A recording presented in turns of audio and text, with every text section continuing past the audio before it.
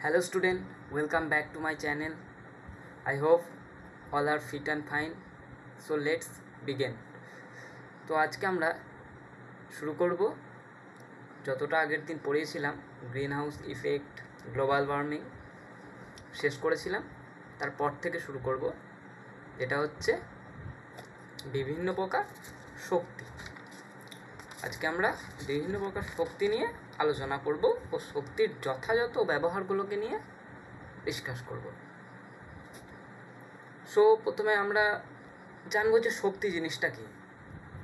So শক্তি জিনিসটা হচ্ছে কাজ করার ক্ষমতা। কারণ আমরা বলি না, যার যত শক্তি বেশি তার তত কাজ করার ক্ষমতা বেশি, বলে থাকি।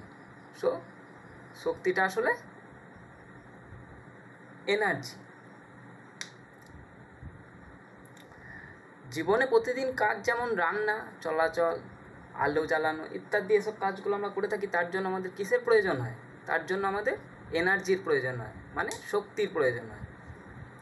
সো শক্তি তো একটা উৎস আছে নাকি, শক্তিটা আসে কোনখান থেকে সেটা আমাদের জানতে হবে। Source of energy. সো সবথেকে পৃথিবীর সবথেকে বড় শক্তির উৎস সেটা হচ্ছে সূর্য, ঠিক আছে। কিন্তু এই সূর্যের সামান্যটুকু শক্তি আমরা ব্যবহার করে থাকি। সম্পূর্ণ অংশে আমরা এখনও সূর্যকে শক্তি হিসেবে কাজে লাগাতে পারিনি। সো স্বল্পটুকুই ব্যবহার করে থাকি।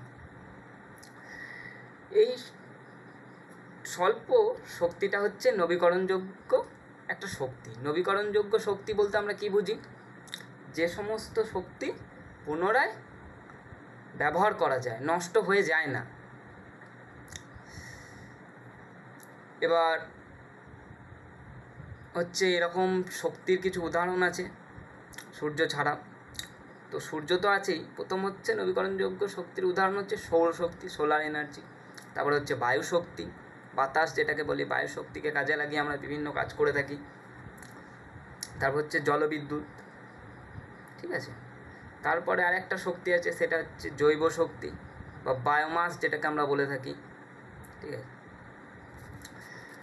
সো এই যে বিভিন্ন প্রকার শক্তি আছে, শক্তির যথাযথ ব্যবহার আমাদেরকে করতে হবে, ঠিক আছে। সো শক্তির যথাযথ ব্যবহার আমরা কিভাবে করব?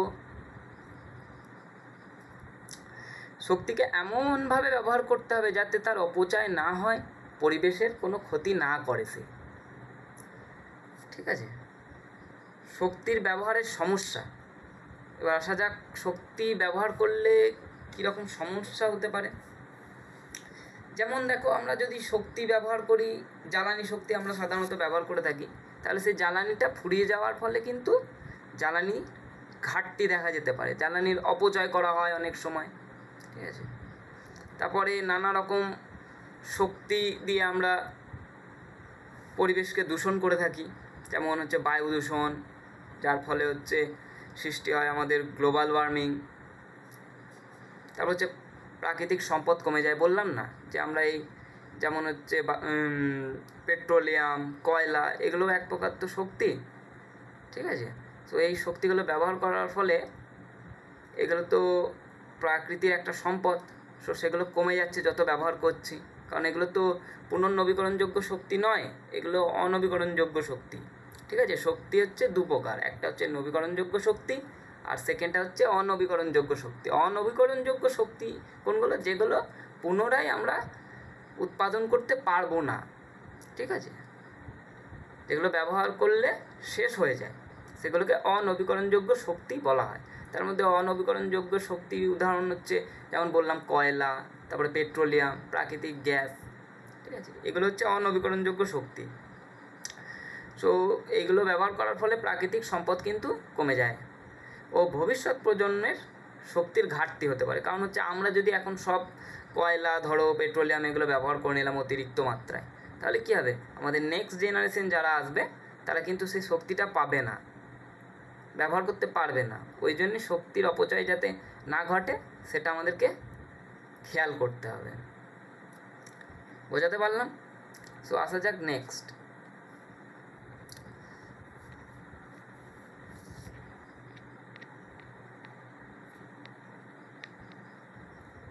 তো এবার হচ্ছে আমাদের এই শক্তিটাকে তো সঞ্চয় করতে হবে। তো শক্তির সঞ্চয় আমরা কিভাবে করব বা সংরক্ষণ কিভাবে করব, এটা ব্যক্তিগতভাবে কীভাবে করা যায়। যেমন হচ্ছে দেখো, আলোক শক্তিতে আমরা সেটা বিভিন্ন প্রকার হাই পাওয়ারের লাইট ব্যবহার না করে এলইডি লাইট ব্যবহার করতে পারি। যেমন এখানে লেখা আছে এলইডি বাতি ব্যবহার করা, অপ্রয়োজনীয়ভাবে লাইট ফ্যান বন্ধ রাখা। ঠিক আছে, এর ফলে আমাদের কী হয়, যেটা হচ্ছে তড়িৎ শক্তি যেটাকে আমরা বলি সাধারণত, সেটার কিন্তু অপচয় ঘটে না। তারপর হচ্ছে পাবলিক ট্রান্সপোর্ট ব্যবহার করা, ঠিক আছে, সৌরশক্তি ব্যবহার করা, এগুলো শক্তি কিন্তু অপচয় না। সৌরশক্তিটা হচ্ছে পুনর্নবীকরণযোগ্য শক্তি, এর শক্তি কিন্তু ফুরাবে না, তাই যতটা পাওয়া যায় সৌরশক্তি, বায়ুশক্তি এগুলোকে ব্যবহার করা।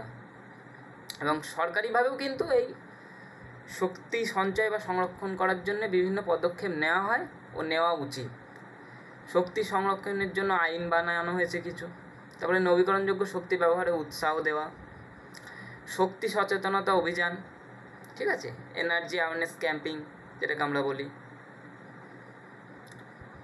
ক্যাম্পিং করা হয় অনেক জায়গায়, যে এনার্জি যাতে কম ব্যবহার করা হয়, যেগুলো অনবীকরণযোগ্য শক্তি, ঠিক আছে, এনার্জিটাকে সেভিং করতে হবে। এরকমভাবে বিভিন্ন ধরনের সচেতনতামূলক বার্তা পরিবেশকে দেওয়া উচিত। সো এখান থেকে আমরা কি বুঝতে পারলাম, শক্তি আমাদের জীবনের একটা অমূল্য সম্পদ। এর যথাযথ ব্যবহার আমাদের বর্তমান ও ভবিষ্যৎ উভয়ের জন্যই জরুরি। তাই সবাইকে মিলে শক্তি অপচয় রোধ করতে হবে এবং পরিবেশ বান্ধব শক্তি ব্যবহার বাড়াতে হবে।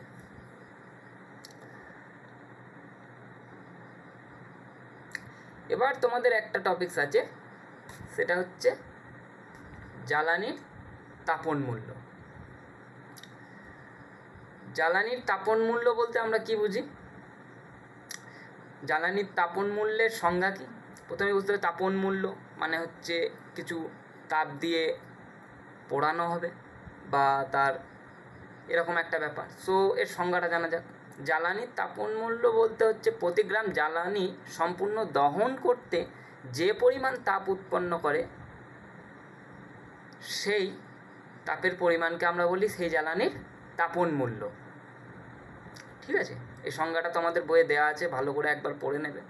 এই সংজ্ঞাটা তোমাদের এক্সামে আসে, জিজ্ঞেস করা হয় যে জ্বালানির তাপন মূল্য বলতে কী বোঝো।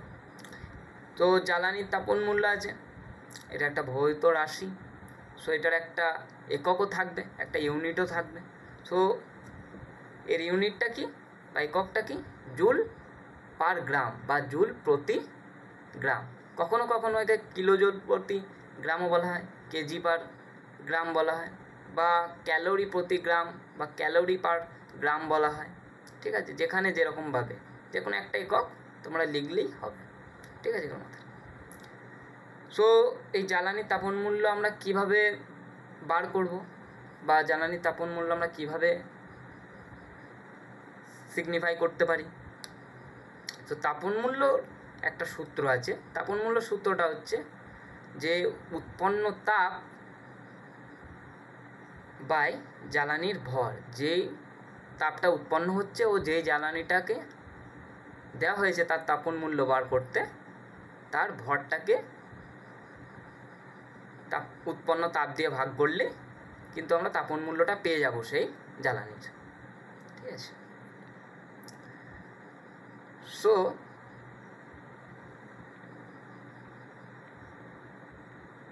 এখানে কিছু জ্বালানির তাপন মূল্য দেওয়া আছে, দেখে নাও। যেমন হচ্ছে কাঠের তাপন মূল্য দেওয়া আছে 17,000 থেকে 20,000 কিলোজুল পার কেজি। আর কয়লার তাপন মূল্য দেওয়া আছে 25,000 থেকে 33,000 কিলোজুল পার কেজি।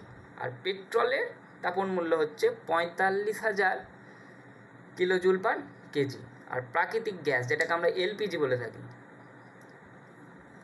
ঠিক আছে, এর তাপন মূল্য হচ্ছে 50,000 থেকে 50,000 কিলোজুল পার কেজি। আর হাইড্রোজেন, তার তাপন মূল্য হচ্ছে 1.5 লাখ কিলোজুল পার কেজি। এবার জ্বালানি অনেক প্রকার আছে, ঠিক আছে, এগুলো তো জ্বালানি, সাধারণত কাঠ, কয়লা, পেট্রোল, প্রাকৃতিক গ্যাস, ঠিক আছে, হাইড্রোজেনও একটা জ্বালানি ভালো নিজের জলে, ঠিক আছে। সো এই জ্বালানিগুলোর মধ্যে কিছু ভালো জ্বালানি আছে, কিছু খারাপ জ্বালানি আছে। সো আমরা বুঝবো কী করে কোনটা ভালো জ্বালানি, ঠিক আছে। যেটা ভালো জ্বালানি সেটার কিন্তু এই তাপন মূল্যের মাত্রাটা বেশি হবে। তাহলে ভালো জ্বালানির বৈশিষ্ট্য কি? তাপন মূল্য বেশি হয় সে। তারপরে দাহনে দূষণ কম হবে, মানে যখন দহন হবে সেটা যখন পড়বে তখন কিন্তু প্রকৃতিতে দূষণটা কম করবে। এবং সহজ পরিবহনযোগ্য, সাশ্রয়ী হবে, মানে কম টাকায় সেই জ্বালানিটাকে আমরা ব্যবহার করতে পারবো, ঠিক আছে। আর সেটা হচ্ছে মজুদ রাখা সহজ হবে, মানে কিনে রাখা বা মজুদ করে রাখা, বা সেটা কম টাকায় পাচ্ছি যখন বেশি পরিমাণ কিনতে পারবো, তাহলে সেটা মজুদ রাখা সহজ হবে। এবার আসা যাক, এই যে আমরা তাপন মূল্যটা পড়ছি এখানে, সেটা কেন গুরুত্বপূর্ণ, কেন আমরা তাপন মূল্য সম্বন্ধে জানবো। এটি দেখায় একটি জ্বালানি কতটা কার্যকর, মানে কি এই জ্বালানিটা কত ভালো জলে বা কতটা পরিবেশের জন্য ভালো, ও মানুষকে কতটা সাহায্য করতে পারবে বা মানুষকে কতটা হেল্প করতে পারবে এই জ্বালানিটা, সেটার জন্য আমাদের তাপন মূল্য পড়া উচিত, যে কোন জ্বালানি, তবে আমাদের একটা আইডিয়া হবে কোন জ্বালানির তাপন মূল্য বেশি বা কোনটা ভালো জ্বালানি, ঠিক আছে। তাপন মূল্য বেশি মানে অল্প জ্বালানিতে বেশি তাপ পাওয়া যায়, ও কার্যক্ষম জ্বালানি মানে কি এই জ্বালানিটা অল্প পরিমাণে বেশিক্ষণ জ্বলবে ও বেশি সেটাতে তাপ পাওয়া যাবে সেটা থেকে, এবং একেই বলা হচ্ছে কার্যক্ষম জ্বালানি, মানে বেশি কার্য করতে পারবে বেশিক্ষণ, ঠিক আছে। সো তোমরা তোমাদের বইয়েতে শক্তির যথাযথ ব্যবহার এই পোর্শনটা একটু পড়বে রিডিং, ঠিক আছে। আর যা পড়ালাম সেটা একবার রিভাইজ করে নেবে, ও পরবর্তীতে তোমাদের জন্য কিছু কোশ্চেনের সিট আমি দেবো কোশ্চেন প্র্যাকটিস করার জন্য, সেগুলো প্র্যাকটিস করবে, সেটা নেক্সট ভিডিওতে আমি দিয়ে দেবো, ঠিক আছে। সো পড়তে থাকো, আজ এই পর্যন্তই, দেখা হচ্ছে পরের ভিডিওতে। Thank you.